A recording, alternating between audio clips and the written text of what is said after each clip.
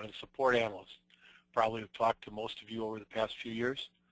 We're going to share a brief look today at the attendance letter functionality in Schoologic. I promise I will get you out of here in well under an hour. In fact, we're not going to go in down each and every road, but we'll show you the highlights. And we'll actually make a letter as we go along here. As usual, we are recording this session today. This presentation will be posted on the internet perhaps as early as tomorrow. And you can link to it from our community pages. You know the address, you see it right here, community.schoologic.com. I think to preserve the audio quality, we will probably run you folks on mute again today. If you have questions, drop me an email. You see my email address here? That's a good way to handle questions at the end of the session. I have had some questions this week leading up to this regarding attendance letters in SERS 4. The attendance letters in SERS 4 work basically the same way as you'll see here in Schoologic. I will tell you that the broad concept in either product is this. You create a letter, you establish the absentee level required to receive that letter, you run a process which checks student attendance against those requirements you set up, and then the system will tell you which kids qualify for which letter. When you see me doing examples today, you'll see that I only have one or two letters. Most people have like 2 letters in each category, like a 5-day letter and a 7-day letter or something like that. You print the letter and you generally tell the system to make note of which kid got which letter. Now that note is pretty important because once you establish that Penny got a 5-day absent letter, she's not eligible to receive that same letter again this term. At least not this term, as I said. Now SERS has a few more options than Schoologic does right now today. For instance, in SERS, you can hold the recipient's addresses kind of separately and create mailing labels in a group, which is kind of nice. And just this morning, I was looking at a project ticket in our gap closure efforts. And you'll see in a few minutes that in Schoologic, when we choose the period of time that we wish to cover by this, we pick by term. But in SERS, you can pick by either term or date range. It looks like Schoologic will get that ability, the ability to pick by date range, probably in Schoologic 4.4, which should be out later this school year. I'm expecting Schoologic 4.3 will be out before Christmas. I will also tell you that a big caveat in this whole process is this. The system will only send letters in order. And by that I mean this. Suppose that you have a letter that goes out when a student is 5 days absent, and you have another letter that goes out when a student is 8 days absent. The school opens, then in late September you run the letter process, and a couple of kids qualify for 5-day letters. Then little Johnny falls off the roof at home, he misses the trampoline, and he's out for like 8 school days. When you run the letter process in October, well, by then, Johnny qualifies for the 8-day letter.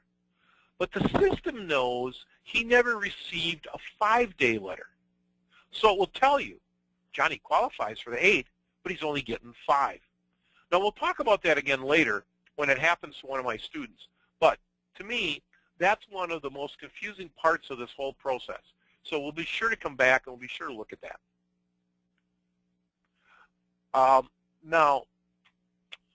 We will tell you off the top, because some of you are keeping score at home, and that's great.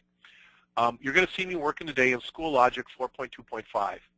Now, as I mentioned, I expect that Schoologic 4.3 will be out before Christmas. You'll see me working today in Internet Explorer 11. I also work a lot in Chrome, but probably not today. If you haven't jumped yet over the SL4 hurdle, maybe you're still using Schoologic 3.1.283, that works the same way.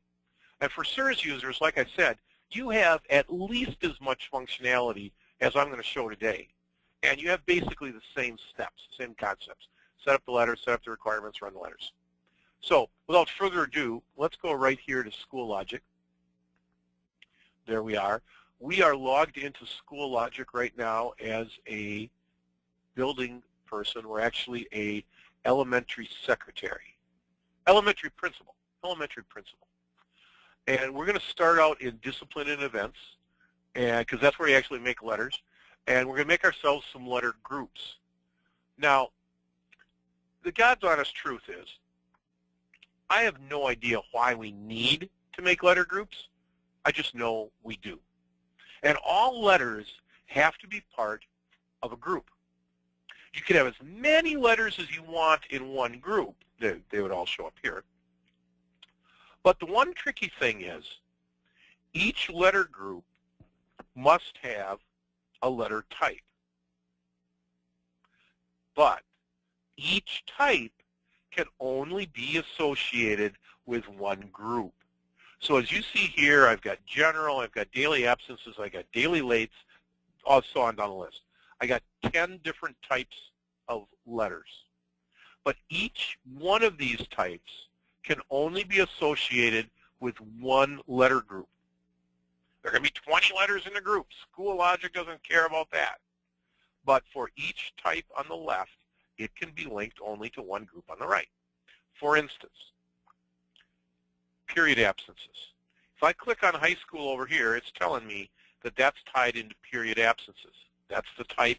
Every letter that gets created within this group is going to be a period absence letter.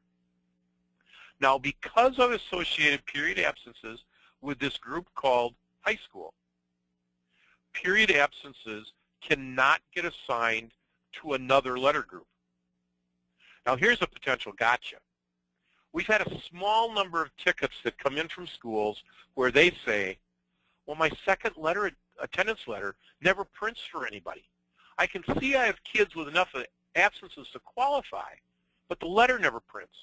And we learned that in at least a few schools, what had happened was the school created an attendance letter, but assigned it to a letter group, like, let's say, meals, that's not an attendance type. So what we learned is if you're going to create an attendance letter, it's got to be assigned to a group which has an attendance type that has something to do with attendance, as a group type that has something to do with attendance. So how do I make one of these groups? I click Add. Let's call it Daily Lates, and I click Submit. There I have Daily Lates. And because I am logged in as the elementary principal, Daily Lates is part of my elementary school. Not too worried about that, but the idea is making groups is real simple. Now we'll leave that group hang out over there on the right, and we're going to move on. We're going to create a letter, and then we'll come back and we'll add that new letter, not to Daily Lates, but we'll add it to elementary. So next question is, how do I make a letter? If I go to discipline events and I go to letter setup, amazingly enough, that's how I make a letter. Now, today's presentation is, of course, about attendance letters. But you don't have to make attendance letters. In fact, let me go back here and show you something. We can do meals. We can do discipline suspensions. We can do general letters. But, again, today's presentation is about attendance. And guess what? We've got daily absences, daily lates, daily left earlys, daily truancy. Period absence, period lates, period left early. So we've got what, like 6 different ways, 7 different ways we can write attendance letters and put them into any one of these groups. We're going to go to letter setup. I'm going to click Add, and let's name it. This is going to be a 10-day, say 10 absences. This letter goes to elementary kids with 10 daily absences.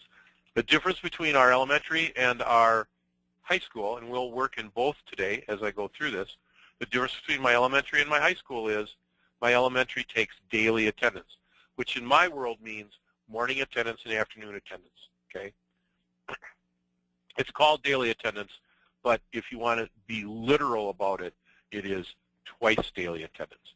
Okay, so what did I do? I made it a letter name, I gave it a description, and the very first thing I did was I hit Submit. As soon as I hit Submit, it shows up over here as part of my letter roster. Okay. Now, we got to flesh the letter out. So I'm going to click on 10-day absences, even though it says it here. I'm going to click on it, and I'm going to walk over here to opening. Now, on this screen, we put together the various pieces of the letter. Okay? So if I got to click, before I do anything else, I got to click edit, because we have learned the hard way that if you don't click edit first and unlock all these boxes, you can still type in them and do all sorts of work and you can't save it, which is not a great answer. So very first thing when you come in to make a letter, click edit. Okay, now we want to have a return address, right? Now don't worry, I'm not going to make this really, really complicated because I'd be here all day.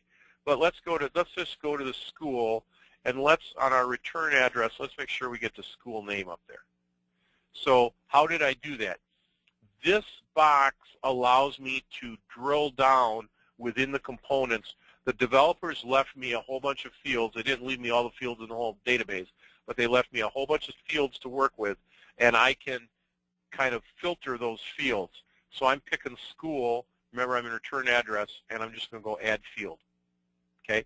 So now the school name will print on the return address. Okay? It's that simple. Now, let's go into address 2, and in address 2, we're going to send it to a contact, right? And I kind of like this. I kind of like the combined contact names, say add field. Now, what happened there was Al neglected to click here before he clicked here. I didn't say to the computer, hey, this is where I want you to dump the combined contact names. But that's okay, because I can come up here, and I can say, get rid of this. I want Control X on my keyboard, Control V on my keyboard, and now I'm back in the game. Okay? Now we're going to make a new line, right? And now I'm going to want my apartment. I'm going to do this with the U.S. letter style. The U.S. letter style is we put the apartment numbers first, okay? And then I go for the house number. I know in Canada it works the other way around. And the software actually knows that, which is a discussion for another day. But the software, if you tell the software that the kid is from Canada, it knows to put the apartment on the right-hand side. And if you tell the computer that the kid is from the United States, it'll do the other. Okay, I got house number in there. I want street. I'm going to just go through this one. I'm not going to do all my fields as comprehensively. Don't worry about the fact that this came down here. It's just because there wasn't enough room up here. I'm going to hit enter again, and I want the city.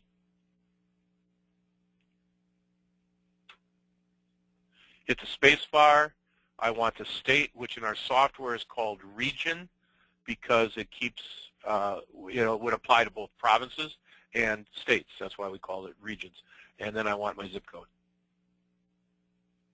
Okay, so that's the address 2. How did I do that?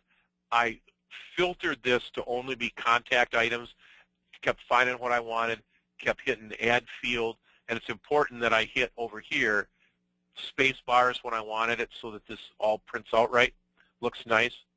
And then the salutation, okay? And I struggle with saying dear on a letter like this, so I'm going to just go with the contact names. Click in here so the computer knows where I want it. Click here, click add field. Okay, now I'm going to go ahead and click submit.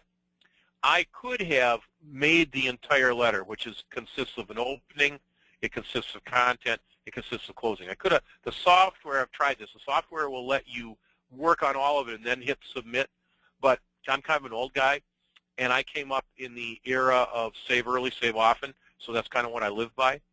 We'll come back here now, we'll say edit, and we'll go to content, and we'll just make it real simple here. We'll say, because this is now the first time you've seen me do this, I can type in these boxes as well. I don't have to only fill the boxes from the drop-down lists on the left. Our records show, unfortunately, I don't have a smart word. I'd love to have a smart word for son and daughter, and development didn't give me that. But so I'll say, our records show, and now let's put in the kid's name. Going to go to student, and I want the kid's first name. Okay. Why did it come in on the left? Because that's the last place my cursor was. Control X, Control V, I'm back in the game. Our records show first name student, and I'm going to just go ahead and put the last name in there too. Some of you will say, well, gosh, if the first name should be sufficient, the parent should know who the heck it is. You're right. Sometimes we're sending these to guardians, whatever. We'll say our records show Johnny Smith has been absent more than 10 days. A little puffery now. I am sure you will agree that a history of absences does not help. Now, the whole reason I'm writing this paragraph is to show you smart words, okay? Because now we're going to go to smart words, and we're going to say, we want it to say either his or her. Click where I want it, click his or her, click add field, achievement.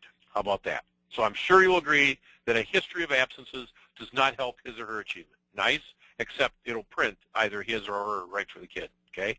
Got to like that. That's all we're going to do. We're not going to make a big, heavy letter here because we don't want to keep you guys all day. Now let's go to closing. And a closing comment, we're going to go sincerely. We're going to leave enough room to actually sign the letter, which I think is important. That's just the way I like to do things, actually have it hand-signed.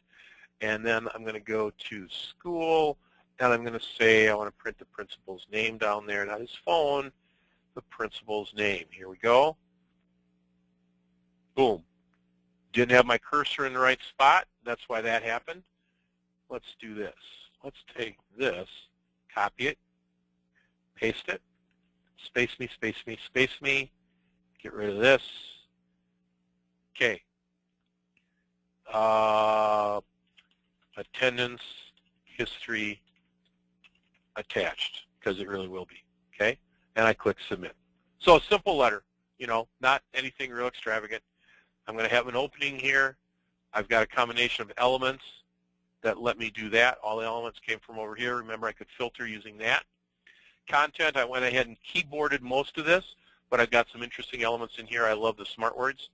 And then in closing, hey, sincerely, going to have the guy sign it here, or the girl, and boom, here's the principal's name. Now, what's this really going to look like? Click Preview Report, and Preview Report will show you what it's going to look like on the paper.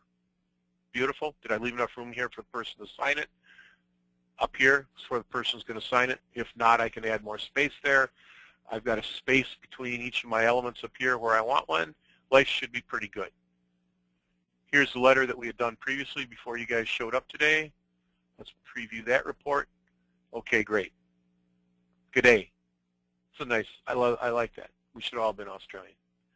So now we need to store the letter, assign the letter to a group. So I'm going to come back here to my letter groups, and I'm going to say I want that letter to be part of elementary. I need to add the letter, and here's my 10 absence letter, okay? By the way, this is really, really important. How many absences make up the letter? 10. I'm going to hit submit. Okay, now let me show you what I did there.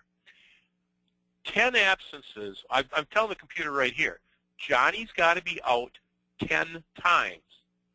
This is an elementary school, so that means 10 half days is what that really means before he gets a letter. Down here, this was previously done before you guys showed up. So that's where you do it. How do you control the bar, right? Because you're establishing a bar that the kids have to jump over in order to get on this report. Well, the way you do that is in the actual letter. Down here, not in the actual letter where you write it, but down here when you're assigning the letter to the group. And by the way, you can come back and change that bar anytime you want. There is no direct relationship whatsoever between the verbiage you see up here and the bar you set behind it. None whatsoever. So we've got the letters done. Now let's go. So we've established the bar. Now we got to go see which kids can jump over the bar. And we do that by going to attendance. We go to attendance letters, and we're going to say student letter selection and preparation. Okay. Now we select a group of students at right. I'm going to work with only my 5th graders. And essentially we're going to say which of these 62 kids meet those requirements that we set up. Now, let's talk about the other choices we get to make here because they are many. We start by saying, what term are we going to evaluate these kids during? Again, in SIRS, I could pick either a term or a date range. Here, I get to pick just a term. And I am actually working with a 2013-2014 database. I'm working with a database from last year. By the way, it's a real database from a real client, but then we ran it through our mixer, so you can't tell which client it's from, and the names are all scattered and all that good stuff. So there's secrecy here, but there's nothing that we're pulling the wool over your eyes. We're just saying we don't want you to know who the kids are, or the teachers, or the city. But I think the class names are the same. So I want to include absences. Well, it's an absence report, right? As opposed to what? Well, remember back, I said there's like 7 different categories, right, in the attendance groups. I could say I just want to report on lates. Because back when I set up my hoops to jump through, I could have had it based on lates, not on absences. Same thing with left earlies. So it's absences as opposed to these things. As opposed to full day absent, okay? Now if I pick this, it means that for Johnny to get qualified, he has to be gone 5 full days or 10 full days, as opposed to he's got to be gone 5 times. Since I take attendance twice a day, if a student were gone for 2.5 days consecutively, he would be gone for 5 times, and he'd make the report. So that's what these are about. Now, interestingly enough, I could say include late absences.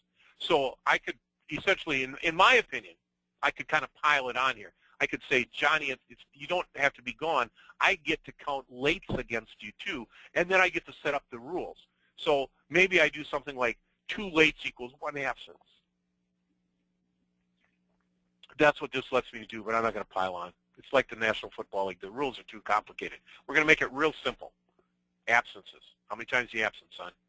Okay, these evaluation and detail things, these do not come into play until you start evaluating period attendance, like at a high school, and we'll do that a little bit later. Over here on the right, which attendance reasons count against the kid? If you want to say vacation's a freebie, we're not going to count attendance vacation days.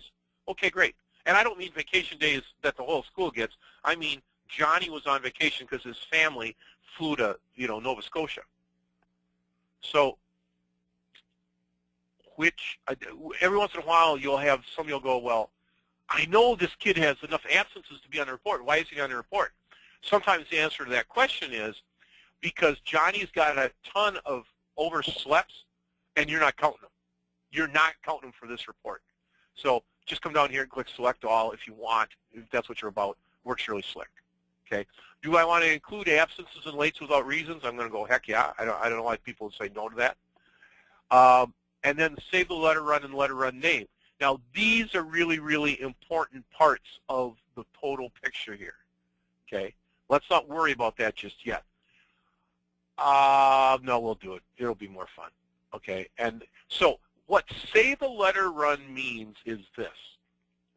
If I uncheck this, I'm going to click preview, and the report's going to come up. And the report, nothing is ever going to happen with the report. So when I click preview, I'm going to get a list of my kids that meet various criteria.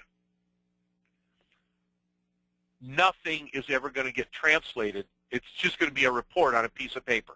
I'm going to know that these 3 fifth graders met my criteria. When I say save letter run, and now I'm going to call this presentation day, because, yeah, we've been working, practicing leading up to this. That's what all the other ones are going to be. You'll see in a second. So what I'm doing now is I'm saying I don't just want to bring this up to my screen. I want the computer to remember which kids qualify. Okay? That's why I click this and I name it. You'll see in a minute why I name it. Now, let's go back and look at this preview. that top kid is that part about this that I talked about at the very top of the day, where I said this is one of the more confusing parts of what we do. These two bottom kids are pretty straightforward, Alexander and Marissa. Okay, they are receiving a letter 5-day absent. Why? Because they qualify for the letter 5-day absent. How did they qualify? They have been gone at least 5 half days, because we take attendance twice a day, during that attendance term that we picked.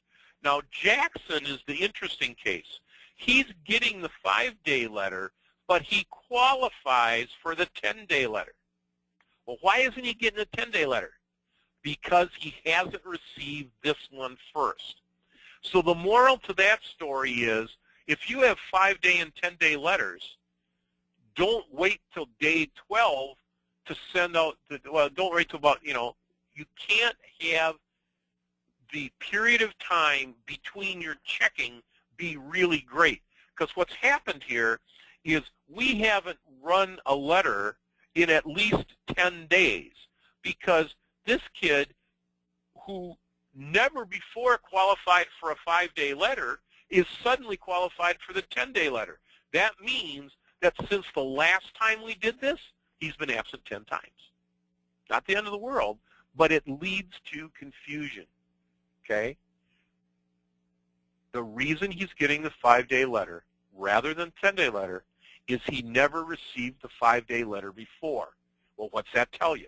It tells you that the last time you ran this letter checking business was at more than 5 days ago. So once you start running these, you got to kind of stay in the habit. Okay, now remember, we saved this letter run. Now what are we going to do with it? Well, that actually contributes to actually printing the letters.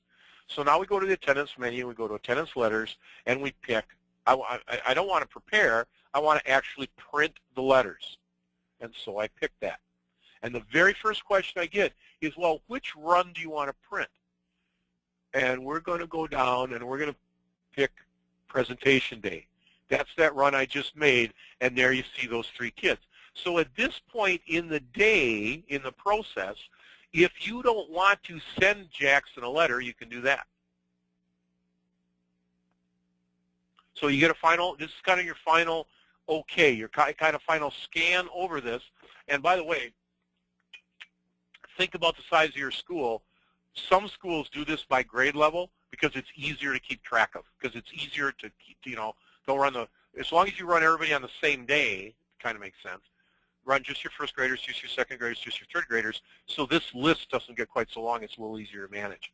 Now, here's the really important part about this part of the world. The additional options pages. And here I get to make 3 pretty important choices. The one in the middle, hardly anybody messes with, which is print student grade summary. So when I remember, I'm going to send this letter home on paper, right? Do I want to send the grades for the kid along with it? Probably not. But this one on the top, print student attendance profile, 1 per letter. Well, why would I not want to send that? Because remember, my letter just says, hey, Johnny was absent 5 or 10 times. That's all the letter says. 98% of your parents are going to go, prove it. Or less aggressively, perhaps they're Canadian, they would just say, well, show me. I want the details. Okay? Americans would say, prove it. We have a whole state, Missouri. Literally, the state motto in Missouri is show me. It's called the show me state. So why would you not want to send the details home with a letter? It makes a ton of sense to me. The bottom one, mark the letter run in events for the selected students. Now, this is interesting, okay? This is a key part of the process, because this is how you record, well, which letter has Johnny gotten so far? Remember my kid back here? I said that Jackson never got the number 5 letter, the 5th attendance letter before. Well, how do I know that? Because every time I run this, I say record which letter went to which kid. That's what this is really telling you to do right here. It locks in receipt of that first letter, which bars Johnny from ever getting that first letter again this term. Now, here's where I'm going with that. Suppose you only had a 5 absence letter. If you never send the results to activity tracking, if you do this, every time you run, you can check Johnny against those same requirements, and Johnny would still qualify for a 5 absence letter, and you could potentially send Johnny the same letter in every run. But once you mark this, it records the fact that Johnny got a 5 absence letter. And no matter how many times he qualifies for that again, it's not going to print that letter for him again. The other thing is this, remember, if Johnny qualifies for your 10 absence letter, like this kid here does, Jackson, okay, he will not receive it unless he already has received the 5 absence letter. How does Schoologic know? It knows because you made this choice here. Terms, by the way, play into this. It's probably not true if you're dealing with meals or general letters or something other than attendance letters. But this means that Johnny Jackson is going to get the 5 absence letter for the first time this term. Now, if I click preview right here, it would print the letter for my 3 qualifying students. However, I'm not going to do that. And I will be very, very upfront with you about why I'm not going to do that, because there's no smoke and mirrors here. Schools, like you folks, run Schoologic off of servers. The machine you sits at uses a browser, it goes to the server, it gets the data, it shows the data to you, it lets you manipulate the data, it lets you print it. In my world, everything runs on my local computer. Obviously, the browser is here, so is the data, so is SQL, so is SQL reporting services. Well, 2 hours with my support people yesterday. Now, this is kind of like when the tow truck slides off the road, who are you going to call? You call a bigger tow truck, right? Well, I do support. This week, I had to call my support people. The bigger tow trucks came yesterday, 2 of them. Something is bollocksed up in my SQL reporting services on this computer, possibly because this is a 32-bit computer, not sure. I can do other reports. I can do birthday list all day long. But if I click preview right here on this particular report, I get a big ugly error message. Now, we're confident that this only affects me, not customers, because we have customers who use this attendance letter functionality all the time. We would have heard from them by now if this were a problem. So I apologize. It's really embarrassing, but yes, on this one report, my computer is still in the ditch. Now back at the options page, which is where we've arrived, if a letter should not go to a student, like I said, you don't want to send a letter at this time, just uncheck this before you click this. Once you click this in the real world, a prompt will appear when the process is finished. Please note that if you preview the report to the screen, if you only preview the report to the screen, this never really happens. So you can preview the report to the screen 17 times. It's not going to record that these 3 kids got the letter, not until you actually print them. Okay, so that's something to keep in mind. The letters must be printed for Schoologic to record that the letter went to the students. Now, one of the most confusing parts, right, is this business about letter I qualified versus letter I received. Okay, I think I explained that pretty well with Jackson. When we do this at a period level, class level, the basics are the same, okay? Now, because remember, we did this in an elementary school. Elementary school takes daily attendance. We are now going to become the high school principal. And when we become the high school principal, this is an environment that takes period attendance, takes attendance for each class. Now, here at the high school, I will still see the other letters. You know, I still see the elementary letters here. But here at the high school, we're only talking about a 5-period absence. Well, you know, I only made 1 letter. It's tied into period absences. It constrains on, let me get this in the middle of the screen. Now, something very, very different from when I set up my constraints in the daily attendance world. Here in the period attendance world, I can set different bars based on the credit level of the course. And you'll notice here I only set 1 bar. I am saying that Johnny has to be absent 5 times from courses worth half a credit. Now, why do we evaluate by credits? Well, I'm guessing that someplace along the line somebody asked for it. You could have different ranges in each credit area. I think some of the Alberta schools where 3 credit and 5 credit courses are pretty common, they may have asked for this, not quite sure, loosely based on the thought maybe that if you have more absences in a bigger class, it's a bigger deal. Don't know. But let me explain what's important here, which is if you choose to enter more than one, if you want to enter on more than one, treat it as or, not as and. What I mean by that is, if I were to say that Johnny has to have, let's go 7 here, okay?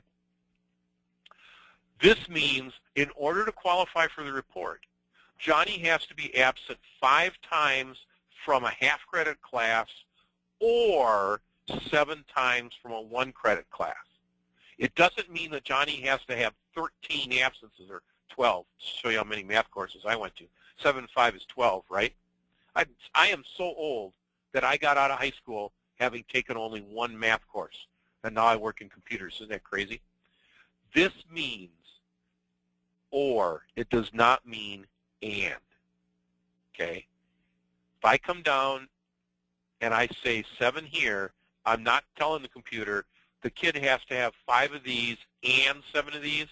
I'm telling the computer the kid qualifies if he gets either 5 of these or 7 of these. And here's another potential gotcha. When the computer does this, the computer looks at the credit level assigned to the course, not assigned to the class. I've seen schools where they set the course up and the course is worth between 1 credit and 5 credits. Then at the class level, they say this particular section is worth 3 credits. Well, this box here never sees the 3. You come to this window, you will not see the 3. To make it that work the way the school wanted it to work, took a SQL script. So email us if you want to do something like that. A more interesting gotcha, which potentially affects more clients, is when we do this at the period level or the class level, those are synonyms, it's very interesting that you folks get to control. You can set this up so the student has to meet the requirement in a single class if you want to have it that way. So you set this business up here. When you come over here and you're going to evaluate the student, you can say, I want to evaluate per class, or I want to evaluate per student. Okay? The rest of this box works pretty much the same way, in fact, exactly the same way as it works for daily attendance. But as soon as you start working in period attendance, these 2 choices down here come into play. If I say I want to evaluate per student, and my level was 5, right? The kid has to have 5 period absences to get on this report. If I say this, it doesn't matter which class those absences are in. If Johnny has 5 absences in 5 different courses, he qualifies. If I choose to say evaluate per class, all the absences have to come in 1 class. This is kind of cool. Watch this. Let's talk about my good friend Austin Britt. We're going to go to attendance reports, and we're going to find the student attendance profile, and we're going to run this profile just for Austin. Because if I run it for more than Austin, we're going to be here way too long. We don't want to be here too long, because I will lose your attention. Here's my start date. Here's my end date of the report. Remember, I'm working in 13-14 data. So what I'm essentially asking for here is the first semester, term 1 of that year. Kids got to have at least 1 absence to be on the report. Remember, I'm only doing Britt. I'm just doing the 1 kid here, Austin Britt. Takes a second to run the attendance profile.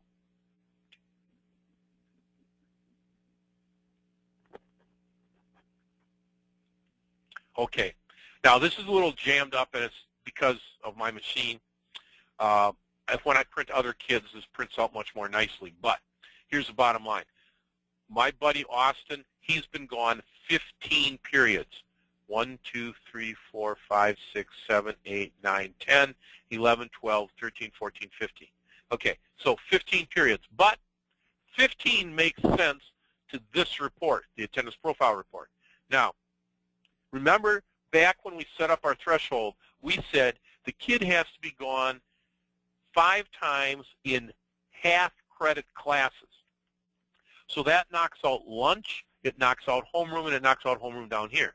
So for the purposes of my attendance letter, Austin has been absent 12 periods because they have to be in the half-credit classes, okay? So remember the number 12. Now, we're going to go to attendance. We're going to go to attendance letter. We're going to say, hey, run the attendance letter. Who qualifies? Look at this. Austin does not qualify. Well, how can that be? Here I got a kid with 6 absences, and he's on the report. He's getting the 5-period absence letter. Why doesn't Austin show up? He's got 12 absences. The answer is because he didn't have enough in the right classes. So check this out. We'll go into Austin's attendance. Here's my buddy Austin right here. And I want to go back to 2013, and I want to go back to the 8th, and I want to go back to October 13. Let's bring that in. I'm going to hit enter at my keyboard. Yep, that's the day I want. Now, I'm going to go down here to Design and Engineering, period 10. It's a 2-period class, but I'm only going to mess with 1 period. And I'm going to say he skipped out at the end of the day. He was absent for the second half of that class. Why was he absent? He went deer hunting, and I'm going to click Submit.